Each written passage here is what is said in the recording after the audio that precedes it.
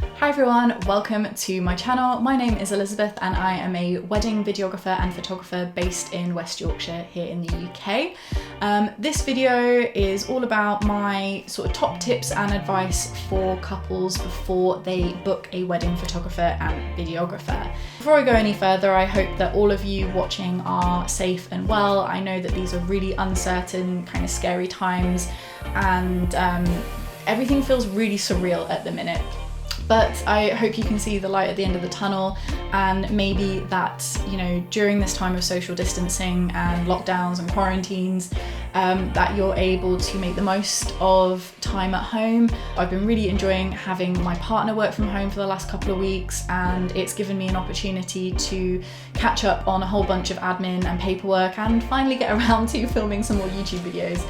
But I do hope that you are safe and well, and yeah, let's just jump into the video. So the first thing I really want to talk about is what to look for in a wedding photographer or videographer's portfolio. So a couple of things that you should be aware of or stuff to sort of consider. Now, I do want to say that, you know, wedding photography and videography is a really competitive industry. There are loads of us out there, and our portfolios are really, you know, they're our way of trying to stand out from the crowd, to show the best of the best work that we can produce, and to hopefully wow and entice prospective clients to be interested in us and to want to book with us. However, our portfolios are really only a small percentage of our overall body of work. So it's really important that you are able to look at a broader range of that person's work to really get an idea for their overall quality and standard of work. So when it comes to photography, I would recommend that you ask a photographer that you're interested in if they have an example of a full wedding gallery to show you. And same again when it comes to videography, you're definitely going to want to look at a broad sample of videos.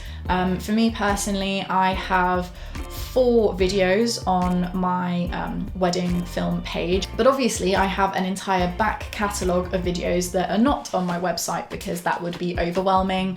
So if I have a prospective client that's interested in seeing more of my work, I tend to just direct them to my YouTube channel because that's where I have the vast majority of the rest of my work, excluding videos from couples who want to keep their films private, of course.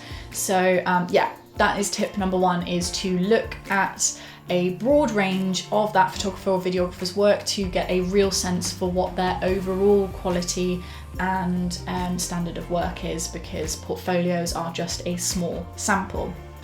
Following on from that, the next thing that you really want to consider is whether or not the particular portfolio that you're looking at reflects the type of wedding, or is at least similar to the type of wedding that you're planning. And probably the easiest example to give for this would be summer versus winter weddings. Now, regardless of the style, talent, experience of any one photographer or videographer, their summer work will inevitably look different from their winter work. You know, there are just some external factors that photographers and videographers have no control over, and that will affect the overall look and feel of the work. That doesn't necessarily mean that that will affect the quality or the style of their work, but it will just look different. So you want to get an idea for what their style and their type of work looks like in that environment. However, I do want to point out that it's really down to you as to whether or not you feel it's necessary for the photographer or videographer of your choice to have that specific experience. For example, if you're hiring someone who's new or fairly new to the industry, they may not have, you know, the same level of experience as someone who's been in the industry 10 years, but maybe you really like their style and you really like them, and you want them to film or photograph your wedding. You know, for me, for example, I started Wildflower Wedding Films about 2 years ago now, while I was still at university. So my first winter season of 2018-2019, I didn't have any winter weddings because I was in the middle of my dissertation and university, and I just wasn't looking at taking any bookings on during that season. So my first winter wedding season was 2019-2020, and a couple of my clients actually booked me around a year in advance, and I didn't have any winter weddings specifically in my portfolio at that time. However, after they got to know me and you know, we'd had a consultation and everything, they decided that, you know, I was still a good fit, and that even though I didn't have winter wedding experience, that they still wanted to hire me. And I'm really pleased to say that the weddings were amazing, and they are some of my favorite videos that I've done to date. So it's not to say that you shouldn't hire someone if they don't have that direct experience, but you know, that is something that you need to decide for yourself. So, you know, it's up to you. If them having that specific experience means a lot to you, you know, obviously inquire, ask if they've done that before. But if you're, you know, not particularly bothered about your wedding photographer or videographer having that specific experience, that is absolutely fine as well. But it is something that you should be aware of, because there is the potential for their work to look different depending on the environment and that unique situation. So the next thing I want to talk about has to do with style. So I'm not really going to touch too much on edit style. What I want to focus on is the practical style and how that will affect the types of photos and videos that you will end up with. And vice versa, of course. If you have your heart set on a particular style of photography, that could have an impact on, you know, how that photographer or videographer works on your wedding day. So practical style really does just refer to the way in which a photographer or videographer is going to work on a wedding day. And there are kind of two main styles, I guess. On the one end, you have documentary and candid, and on the other you have stylized and posed. Now I've said one end and the other because really it is a spectrum. The two are not mutually exclusive, because generally on a wedding day you're required to be able to do a bit of both as a wedding photographer and videographer. For example, remaining discreet and candid during the ceremony, but able to step in and give direction during the family formals.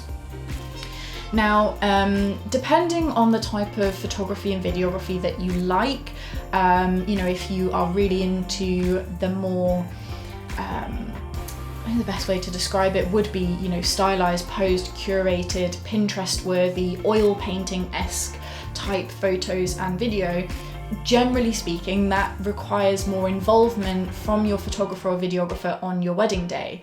Whereas, of course, you know, if you would prefer someone to just step back and just capture the day as it unfolds in front of them, obviously that is going to require less involvement from your photographer or videographer. But then the types of photos and videos that you end up with are going to be very different. Now I do want to kind of put a disclaimer out there and just say that just because someone is candid or documentary does not mean that they are any less talented or skilled than someone who is more stylized and posed. They're just different ways of approaching capturing a wedding day, and they do both require an incredible amount of talent and skill. And the thing is, when it comes to a photographer or videographer's practical style, is it's not always easy to determine what their practical style is just by looking at their work. Like I said, because it's a spectrum, and you know, there may be photographers or videographers who are extremely candid for the vast majority of the day, yet they also produce these incredibly stylized, curated, oil painting-esque type images and video, but they may just do that during a particular part of the day, you know, but there's no real way of knowing that without segueing into my next point, which is having a consultation. So consultations are super important for a number of reasons. One of them being, you know, you can find out more about them and their approach to filming or photographing a wedding day. Consultations are also really important to me because I personally like to get to know my clients ahead of time. I want to get an idea for who they are, the type of wedding that they're planning, and I want them to get to know me a bit as well, because at the end of the day, I'm going to be around you all day on your wedding, and I don't know about you, but I would want to be surrounded by people that I at least like on my wedding day. You know, when it comes to your photographer and videographer, we are going to be around you all day on your wedding day, so you want to at least get on with them. And I think that the only way to determine whether or not you would get on with someone is to have a consultation.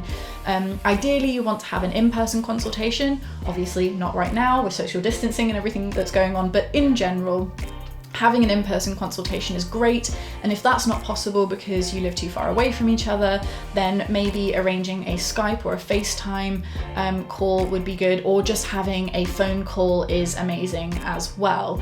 And of course, you know, there's all the other things that you can discuss during a consultation, such as more about their services and what they offer, their turnaround times for the photos and videos, and how they're going to deliver them. It's all really important, but for me, the main purpose of a consultation is to really allow both parties to get to know each other and to decide whether you'd be a good fit. And of course, to determine whether or not that photographer or videographer is able to offer you the type of service and or the type of videos and images that you are after. So consultations, super important, can't state that enough, but I'm going to stop because we've come to the end of the video. So if you've made it this far, thank you so much for watching. If you have any other tips or advice for couples to consider before booking a photographer or videographer, please let me know down below. Obviously this video didn't cover absolutely all the advice that could be given. Yeah, if you would consider giving this video a little thumbs up, I would really appreciate it.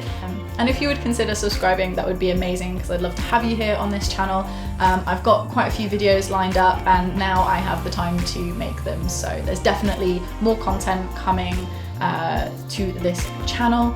But yeah, thank you again guys, and I will see you in the next one.